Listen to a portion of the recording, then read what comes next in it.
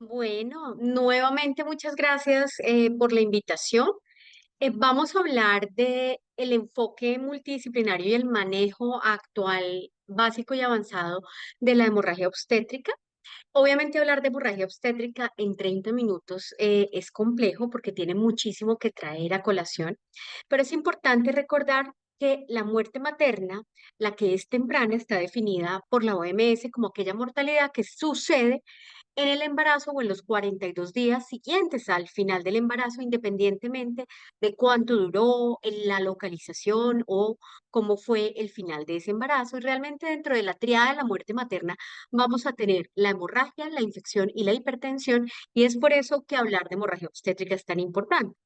Este es el estadio del Camp Nou en Barcelona, donde caben 100.000 asistentes de pie.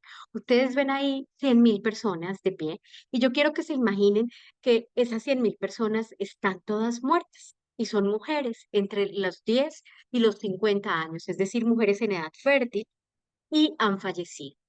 Y ese es el número aproximado de mujeres que pueden fallecer por una condición relacionada con hemorragia obstétrica, porque si sumáramos todas las causas de mortalidad, estamos hablando que cada año se mueren 3 estadios llenos de mujeres jóvenes en pleno momento de su vida reproductiva.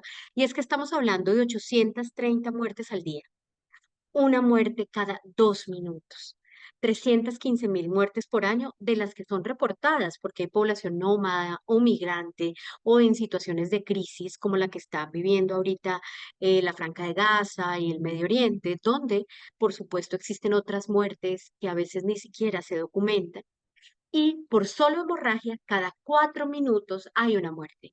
Y en nuestro país, en Colombia, es la primera o la segunda causa de muerte materna. En este momento, preeclampsia es la principal causa y hemorragia está de segundas causas, pero hay algunos años que es a la inversa. El punto es que cuando hablamos de epidemiología, la incidencia es muy alta y ocurre hasta en 18% de los nacimientos del mundo entero. Y la tasa de fatalidad, o sea, la posibilidad que una persona se muera por una hemorragia obstétrica, depende del grado de desarrollo del país y del manejo que sea apropiado, agresivo, temprano.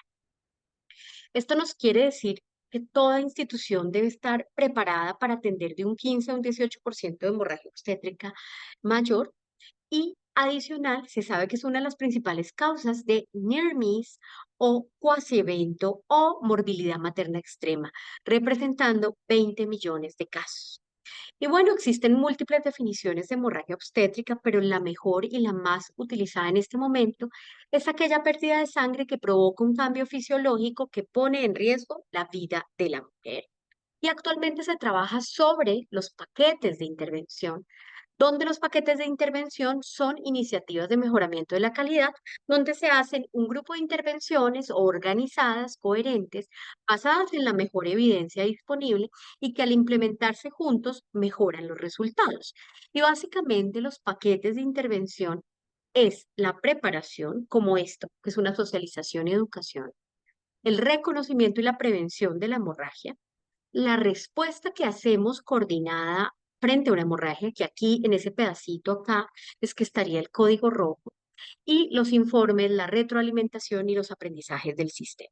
Entonces, en estos paquetes nosotros tenemos que hacer prevención, reconocimiento, diagnóstico, al mismo tiempo hacemos reanimación, manejo médico y quirúrgico y al mismo tiempo hacemos terapia transfusional si se requiere y hacemos manejo avanzado y al mismo tiempo el manejo de la coagulopatía.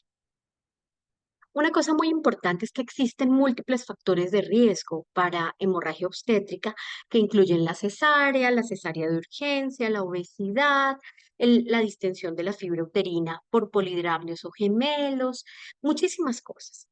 Sin embargo, a pesar de esto, tenemos que prepararnos porque 40-50% de los sangrados van a ser impredecibles, porque no vamos a tener un factor de riesgo asociado. Y el reconocimiento que pareciera ser fácil, a veces no lo es, porque yo puedo tener 2 goticas en 1 litro de líquido amniótico y aparentar ser 1 litro de sangre. O puedo tener la sangre detrás de la paciente, en la cobija, en la camilla, y yo no estarla viendo. O en abdomen o en retroperitoneo y yo no estarla viendo. Por eso, se ha tratado de mejorar la cuantificación de la pérdida sanguínea en obstetricia, sabiendo que los métodos cuantitativos son más precisos, que visualmente sobreestimamos o subestimamos los volúmenes y que la diferencia que se ve en los estudios clínicos es del 30%. Por eso deben hacerse simulacros y realmente en este momento no se relaciona con ninguna especialidad, con la edad o con la experiencia, porque hay médicos que dicen, no, yo estoy segura que sangró 300 y llevo 20 años haciendo lo mismo. Y el anestesiólogo dice, no, yo vi que sangró 500. Realmente ya se sabe que esto es muy subjetivo y que se deben buscar estrategias ya cuantitativas y medibles para poder sugerir una pérdida real de sangre. Y existen, por ejemplo, este tipo de ayudas visuales donde se puede hacer un cálculo estimado de la pérdida sanguínea, pero se ha demostrado que la tecnología sí ayuda. Y, por ejemplo, este dispositivo, que es el dispositivo Tritón, es actualmente el que mejor se correlaciona con el delta de hemoglobina porque de acuerdo a la oscuridad y a la cromatografía de lo que estamos midiendo con el tritón, que es básicamente un iPad, se cuantifica con la pérdida sanguínea en mililitros. Y también existen algunas fórmulas, como esta que es de la Sociedad Obstetricia y Ginecología de Canadá, donde se plantea una fórmula para las pérdidas máximas permisibles en obstetricia. Sin embargo, aunque la fórmula es muy amigable, está calculada en unos valores normales en gramos por litro, que son diferentes a los que usamos en habla hispana, que es en gramos por decilitro. Entonces, faltaría hacer como esta conversión y poder utilizar una fórmula propia de acuerdo a los parámetros de hemoglobina que tenemos disponibles. Recordar que en hemorragia obstétrica también sirven las escalas de alertas tempranas y que nos pueden ayudar a identificar precozmente que una paciente no va bien. Debemos siempre incluir en el manejo de la hemorragia la clasificación del choque de acuerdo a la tabla de choque e idealmente al índice de choque y evaluar la respuesta clínica de todas las intervenciones de manera dinámica, es decir, que yo inicio el código rojo clasificando el choque y voy haciéndolo repetitivamente durante el código rojo y de la misma manera lo hago con la respuesta clínica. Y debo incluir el pulso, porque la frecuencia cardíaca es un predictor muy importante de pérdida sanguínea, el llenado capilar, el sensorio, porque la alteración del sensorio, una paciente agitada, inquieta, incómoda, está sangrando, y el índice de choque, que es muy importante, ya lo vamos a ver. Entonces, recordarte la parte clínica y en particular el índice de choque que se diseñó en 1966 para trauma es frecuencia cardíaca sobre tensión arterial sistólica y que a más alto índice de choque, más grave está nuestra paciente porque es una paciente que está taquicárdica e hipotensa. Por tanto, más alto índice de choque, más grave está nuestra paciente. De la misma manera, más alto el puntaje de moteado, más crítica está nuestra paciente. Entonces, cuando tenemos esa identificación del sangrado, el manejo debe ser inmediato. Y esta identificación del código rojo es básicamente ese sangrado vaginal persistente, continuo o un sangrado repentino, abundante, con presencia de inestabilidad hemodinámica en el puerperio inmediato o en otro escenario de hemorragia obstétrica, como un aborto o un ectópico. No temamos activar el código rojo en un ectópico roto. Merece ser activado en una ruptura hepática, en una ruptura de quiste, en embarazo, porque esa paciente requiere medidas coordinadas rápidas para el manejo agresivo de esa hemorragia obstétrica, no importa que no sea uterina. Pero también hay que recordar que no es solo el sangrado vaginal, porque el sangrado puede estar en la cavidad abdominal o en otra parte, y actualmente debemos considerarlo en cualquier sangrado que genere inestabilidad hemodinámica. Entonces, cuando yo veo ese sangrado o lo sospecho, aunque no lo vea porque de pronto está en el abdomen, debo evaluar el grado de choque. Lo hago de dos maneras, ya sea utilizando el cuadro diagnóstico de código rojo obstétrico o el índice de choque y usaré el parámetro más alterado. Este es el cuadro de evaluación de choque donde tenemos choque compensado, choque leve, choque moderado o choque severo. Recuerden, utilizamos el parámetro más alterado o idealmente el índice de choque donde sabemos que un índice de choque mayor a 1 nos tiene que alertar. Y el índice de choque además ha sido validado. ¿Para qué sirve que yo utilice y clasifique el choque? Porque Con cualquier signo de choque, activo código rojo y notifico mayor complejidad si estoy en un escenario no resolutivo. Y porque en choque moderado o severo o un índice de choque mayor a 1, debo transfundir. Entonces, miren lo importante de la clasificación del choque y de la reclasificación dinámica durante la hemorragia obstétrica. Con cualquier signo de choque, activo código rojo. Eso implica que a los 5 minutos debe llegar la sangre. Voy a ponérselo si está en choque moderado y voy a ponerle protocolo de transfusión masiva si está en choque severo. Pero con solo un choque compensado o un choque leve, debo activar código rojo y debe llegarme la sangre a los 5 minutos. Y siempre que tengo un choque moderado o severo, ahí sí voy a poner esa sangre. La mando poner. Y en choque severo, pues van con transfusión masiva, ya lo vamos a ver. Se ha demostrado que el índice de choque además es un valor predictivo para el requerimiento transfusional. Se sabe que más de 0,9 de índice de choque se asocia a necesidad de transfusión y además el índice de choque también se relaciona con transfusión masiva, requerir procedimientos avanzados o invasivos y la admisión a cuidado crítico.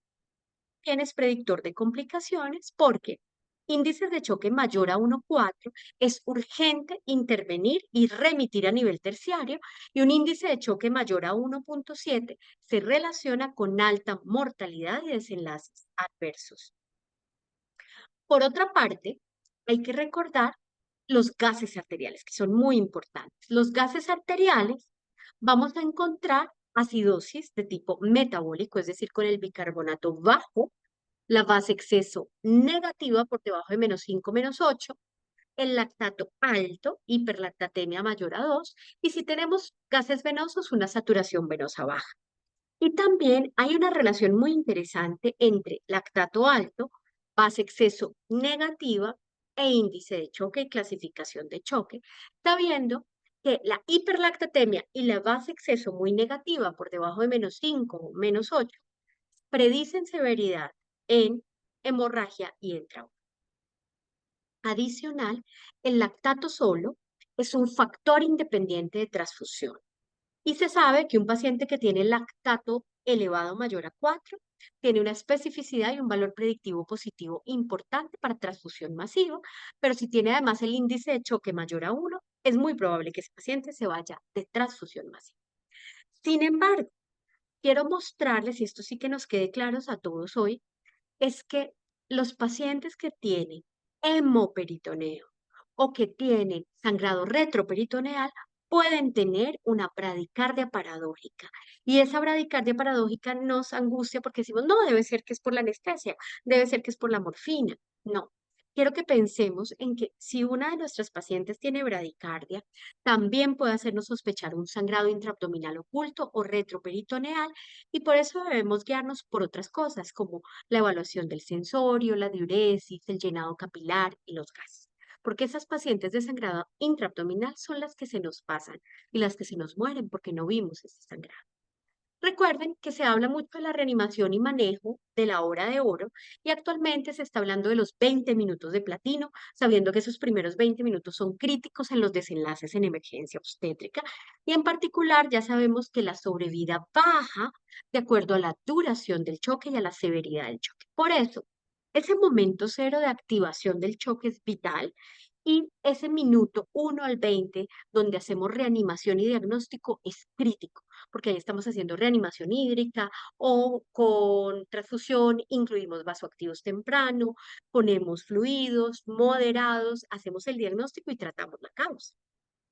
Los laboratorios mínimos a pedir serán cuadro hemático, PT, PTT, tipificación y rastreo y los niveles de fibrinógeno, porque vamos a ver lo importante que es la reposición de fibrinógeno.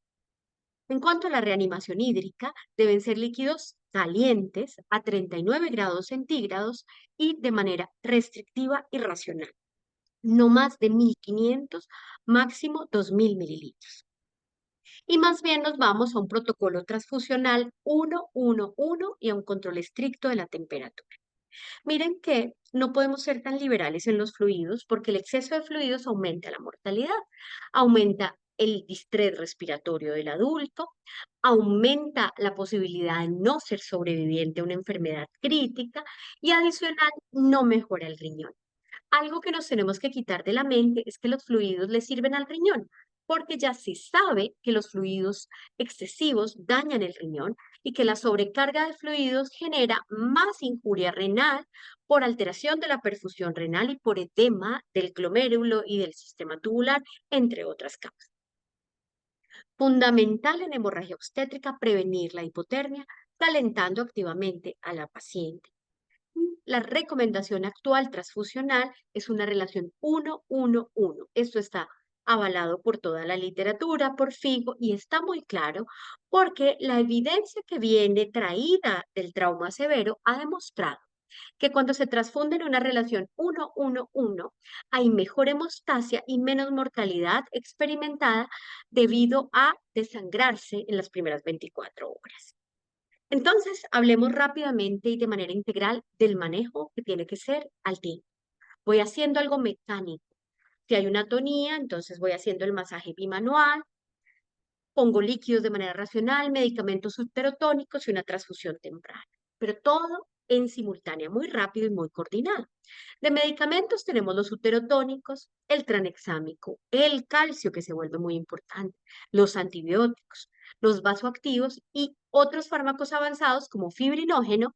Y vamos a hablar del papel de otras moléculas como desmopresina, complejo protrombínico humano y el factor 7 recombinante activado. Entonces, recuerden, los uterotónicos estamos frente a oxitocina, o carbetocina, sabiendo que carbetocina puede ser mejor para pacientes con preeclampsia porque necesitan menos volúmenes para poner carbetocina. Cuando hay problemas con la estabilidad de la temperatura de oxitocina, es decir, cuando no podemos garantizar la cadena de frío o cuando no hay disponibilidad de oxitocina, pero también ha demostrado superioridad en multíparas y en algunas pacientes con cesárea de riesgo. También tenemos metilergometrina o metergin, que es intramuscular a dosis de 0,2 miligramos, pero recordamos que estas pacientes de metilergometrina hacen hipertensión, por tanto está contraindicado en preeclampsia, y misoprostol, que pronto saldrá de guías por algunos efectos adversos. Sin embargo, en este momento se recomienda o en esos escenarios donde no es posible el uso de la oxitocina. El ácido tranexámico no tiene discusión, el Woman Trial con 20.000 pacientes aleatorizados, 10.000 mujeres a tranexámico y 10.000 mujeres no, demostró que a un muy bajo costo el ácido tranexámico reduce un tercio la mortalidad de mujeres que morirían desangradas por una hemorragia obstétrica mayor y además reduce en 35% la necesidad de procedimientos invasivos como una histerectomía a un bajo costo.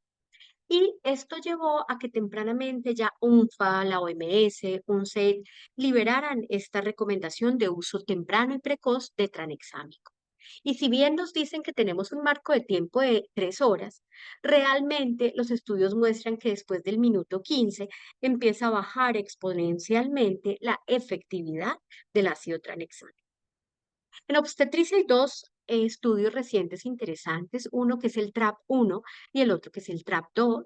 Y el TRAP-2, que es este que les muestro acá, publicado en el 2021 en el New England, muestra que el tranexámico profiláctico en cesáreas de riesgo reduce la incidencia de pérdidas mayores a 1.000 mililitros o la transfusión de más de 2 unidades con respecto a placebo.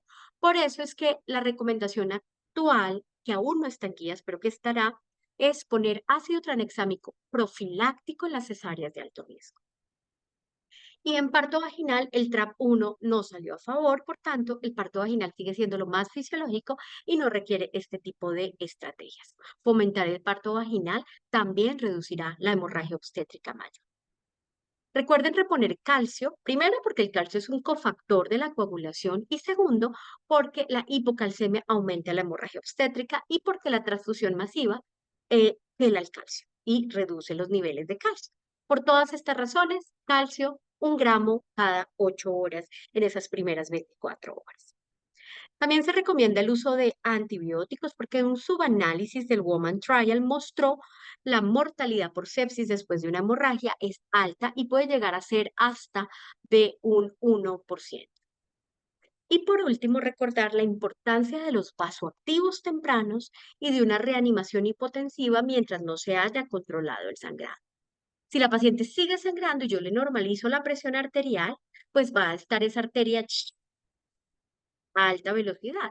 Entonces debo manejar una reanimación hipotensiva, pero que la presión arterial media no baje de los 55 milímetros de mercurio y una vez controlo el sangrado, la meta de presión arterial será 65 milímetros de mercurio de presión arterial media, incluso si requiero vasoactivos. Usemos vasoactivos tempranos, vasopresor temprano como noradrenalina. No podemos esperar a tener una complicación esperando el manejo excesivo de volumen. Debemos hacer, por supuesto, corrección mecánica del sangrado. Existe alternativas como el balón de Bacri, sabiendo que no se recomienda actualmente el balón artesanal. Existen otros dispositivos como el balón hidrostático o el ELAWI, también muy útil y de menor costo. Las suturas uterinas, Lynch, Hyman, sutura de Pereira, que ayudan a contraer ese útero y ser un manejo conservador, ligadura hipogástricas, embolización de uterinas y recordar que el traje antichoque está actualmente indicado por FIGO, tanto para el manejo intrahospitalario como para el traslado seguro, y que requiere una capacitación en la postura y en el retiro. Debe hacerse juiciosamente la postura simultánea en este orden, 1, 2, 3, 4, 5 y 6, y debe retirarse exactamente en el mismo orden. Primero el 1, esperamos 20 minutos. Si no hay taquicardia ni la paciente se hipotensa, continuamos retirando la porción 2 a los 20 minutos y así lo haremos de manera progresiva hasta remover totalmente el traje antichoque. También existe la posibilidad de hacer la presión aórtica externa mientras se controla el sangrado, reduce el sangrado y mejora la visibilidad para revisar y poder examinar el canal del parto, y hay que hacer presión aórtica hasta que se vaya el flujo femoral. Recuerden, el traje antichoque requiere simulacros porque a veces cometemos errores en postura o retiro. Increíble, pero a veces no se identifica y no se trata la causa y no se escribe dentro del protocolo del código rojo, pero debe hacerse.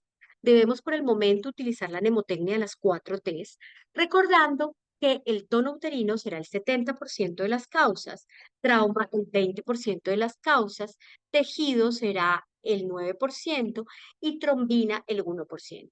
Pero cuando hablamos de trombina, ese 1% nos referimos realmente es a las pacientes que vienen con una coagulopatía previa no diagnosticada, un déficit de factor de von Willebrand, una hemofilia previa, porque cualquiera de estas, si no la tratamos apropiadamente, termina en un déficit de trombina. Es decir, que una atonía uterina a los 10 minutos ya tiene coagulopatía, un trauma a los 20 minutos ya tiene coagulopatía. Entonces, este 1% de trombina es la que viene con esto previo, la que viene con una coagulopatía previa. Y recordar que el sangrado intraabdominal no diagnosticado se está convirtiendo en la principal causa de mortalidad en sitios que tienen buena calidad de atención. Ahora, como hablábamos de ese coagulopatía adquirida, hay que recordar que el sangrado persistente o no corregido genera pérdida aguda de fibrinógeno y pérdida de factores de la coagulación. Por eso debemos hacer la represión de lo que hemos perdido, que incluye eritrocitos e incluye factores de coagulación. Entonces, ¿qué es lo que vamos a transfundir? ¿Cómo es esa terapia transfusional?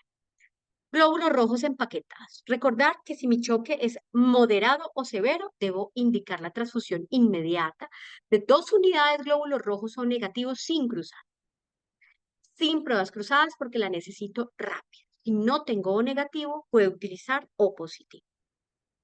El plasma fresco congelado se indica cuando hay sospecha de coagulopatía, un PTT prolongado o un INR mayor a 1.5.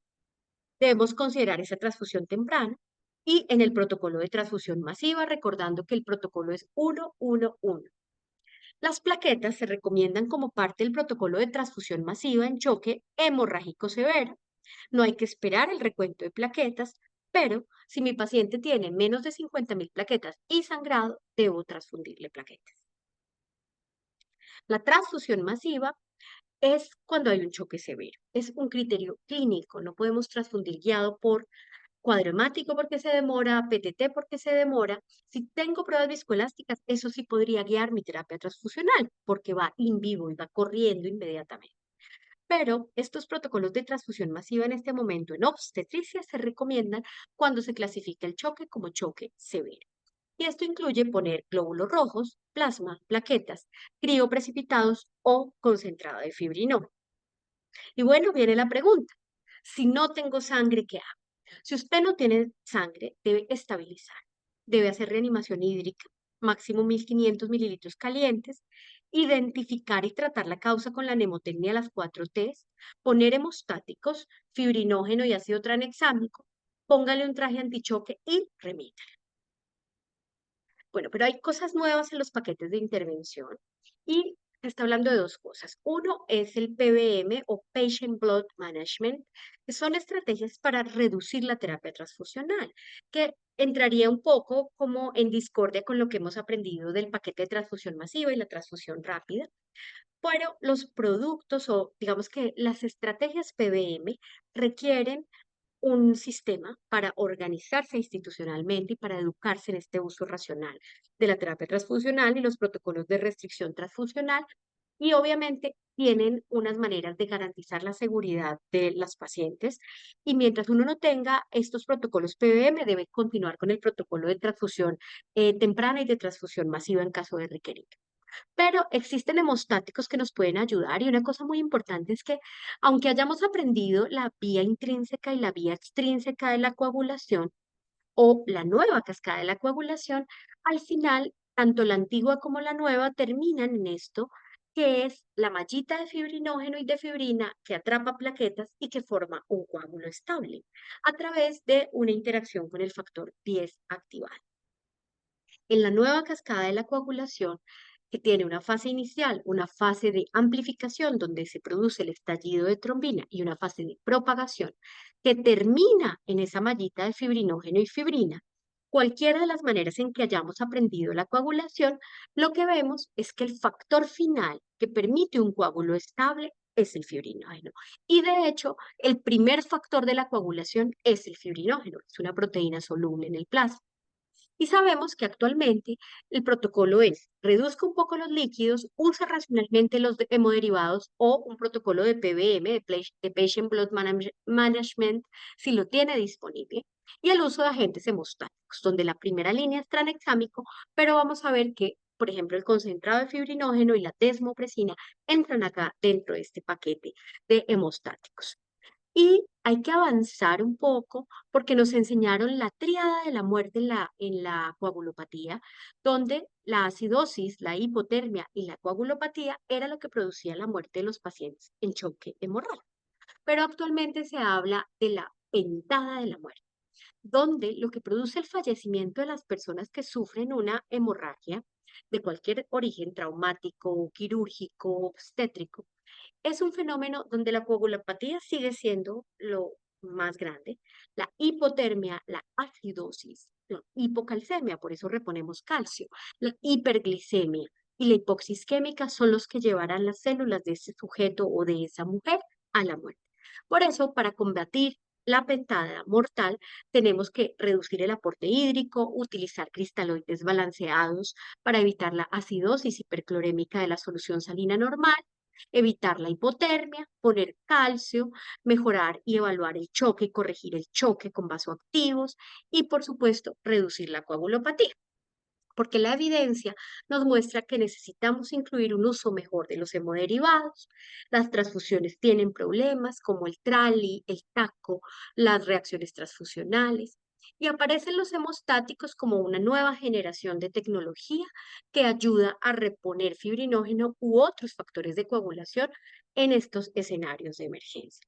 Y actualmente se sabe que los tres mayores predictores de hemorragia obstétrica mayor son el fibrinógeno reducido, las plaquetas bajas y los factores de la coagulación. Y que en ese protocolo de transfusión masiva, para reponer fibrinógeno, están los crioprecipitados y para reponer factores de la coagulación está el plasma fresco congelado. Sin embargo, Los crioprecipitados tienen una dosis muy pequeñita de fibrinógeno y hay una variación significativa entre lo que tienen cada una de las unidades de críos, adicional que son de difícil consecución en muchos celdas. Entonces aparece el fibrinógeno como molécula para generar esta mallita de fibrina y poder controlar tempranamente el sangrado. Recordando que este factor uno de la coagulación, el valor normal es de 200 a 400 miligramos por decilitro o de 2 a 4 gramos por litro. Es muy importante familiarizarnos con cómo lo mide nuestra institución.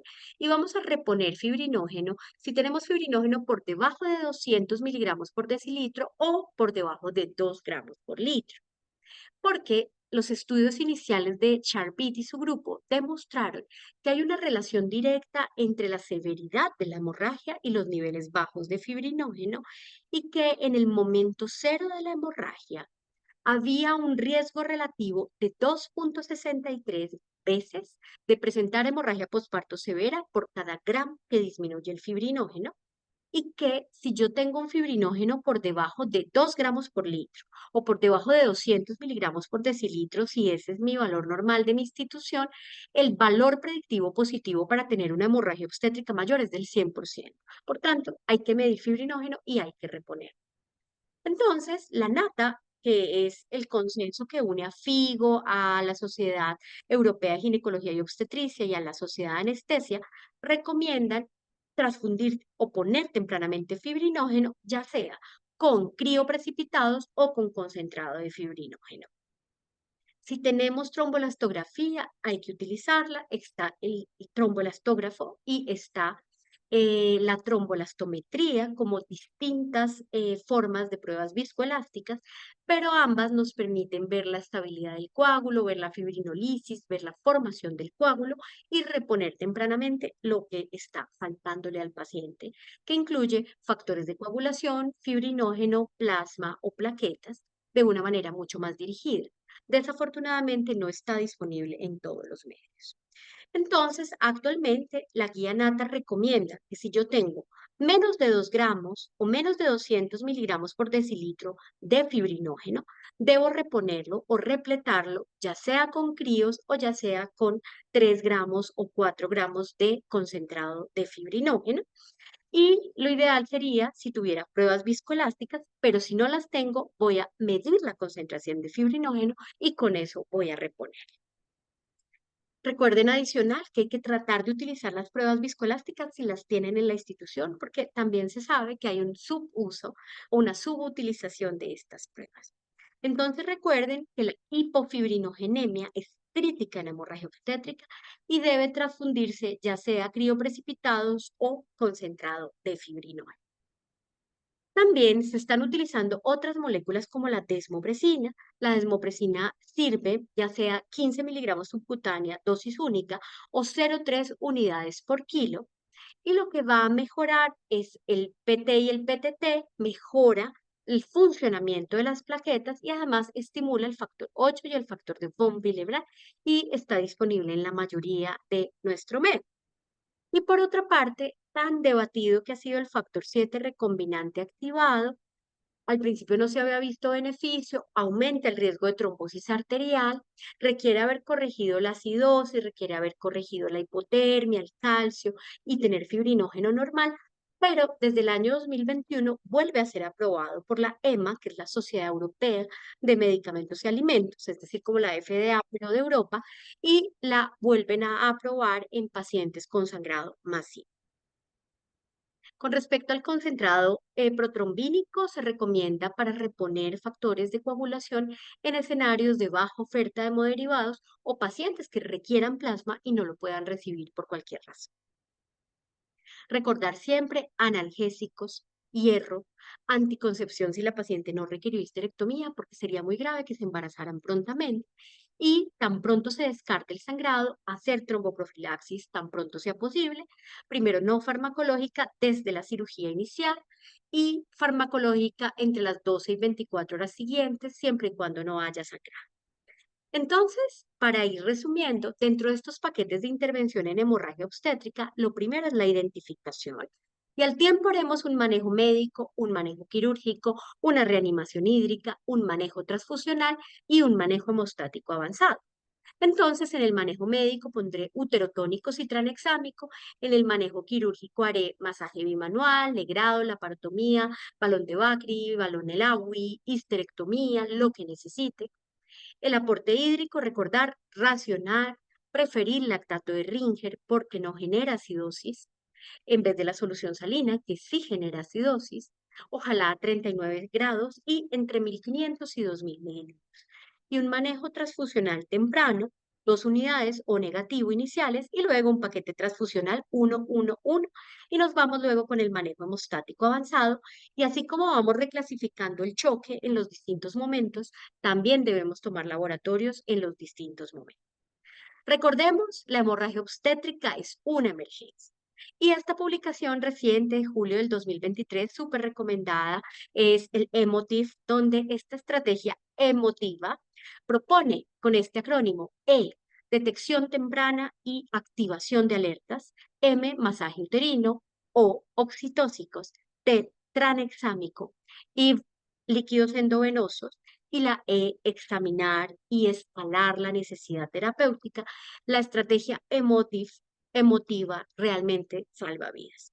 Recuerden que la mortalidad materna sería evitable si tuviéramos más equidad en acceso a los servicios, cuidados maternos de calidad, acceso universal a anticoncepción y reducción de inequidades socioeconómicas, educativas y de salubridad. Por eso todos debemos apoyar en la educación en emergencia obstétrica. Por último, tristemente, 30 maternas han fallecido mientras yo he estado hablando aquí con ustedes y de ellas 15 mujeres fallecieron de hemorragia obstétrica tratable y prevenible. Por eso estamos acá, por eso estamos hablando de que equidad de atención es que toda mujer merece un acceso integral, incluso cuando está en territorios de difícil acceso, y que todos debemos entrenarnos y conocer el manejo avanzado de la hemorragia obstétrica. Muchísimas gracias, de verdad, muchísimas gracias por la invitación y por permitirme estar acá, aunque sea desde la virtualidad, estar con ustedes. Muchísimas gracias.